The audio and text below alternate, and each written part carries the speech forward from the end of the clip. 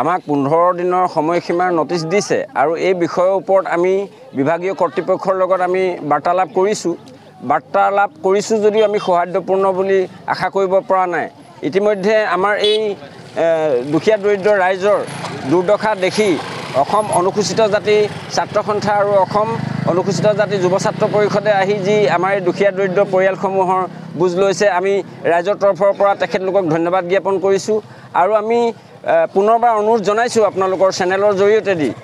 যে আমাক অসম চৰকাৰে হওক বা ভাৰত চৰকাৰে হওক আমাক যেনেধৰণে প্ৰতিশ্ৰুতি প্ৰদান কৰিছিল আৰু সেই আশ্বাসৰ অধীনত আমি আমাৰ ৰাইজেও চৰকাৰক আমি সহযোগিতা আগবঢ়াইছিলোঁ। কিন্তু ইয়াৰ পিছত আমি দেখা পালোঁ যে ভূমিপট্টা প্ৰদান কৰাৰ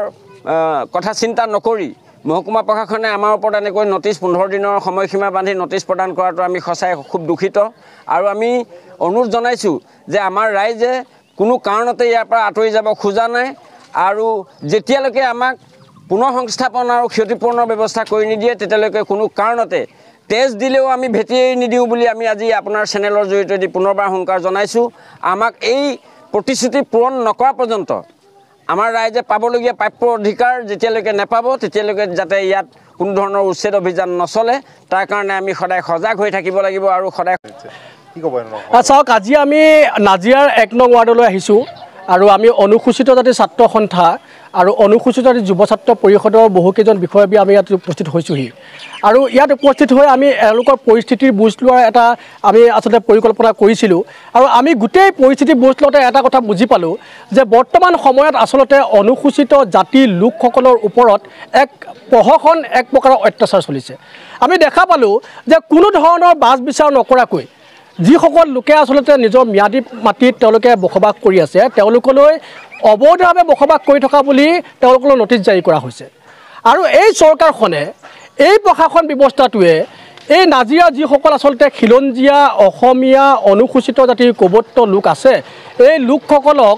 কোনো ধৰণৰ পুনৰ সংস্থাপনৰ ব্যৱস্থা নকৰাকৈ কোনো ধৰণৰ ক্ষতিপূৰণৰ ব্যৱস্থা নকৰাকৈ বানপীড়িত এই লোকসকলৰ তেওঁলোকৰ আচলতে বানৰ পৰা মুক্ত হ'ব পৰাকৈ কোনো ধৰণৰ ব্যৱস্থা গ্ৰহণ নকৰাকৈ কেৱল মাথো তেওঁলোকক অত্যাচাৰ কৰিবৰ কাৰণে তেওঁলোকক মানসিক নিৰ্যাতন কৰিবৰ কাৰণে তেওঁলোকক আচলতে উৎপীড়ন কৰিবৰ কাৰণে তেওঁলোকক ইয়াৰ পৰা মানে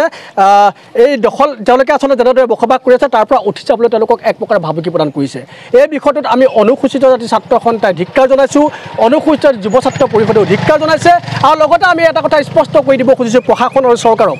যে এই যিসকল লোক আছে 95টা পৰিয়ালত লোক আছে আৰু 95টা পৰিয়ালৰ বহু আচলতে জনসংখ্যা আছে, তেওঁলোকৰ ভৱিষ্যতৰ স্বাৰ্থত তেওঁলোকৰ সুস্থ ভৱিষ্যতৰ স্বাৰ্থত আচলতে ম্যাদী পট্টা তেওঁলোকক হাতত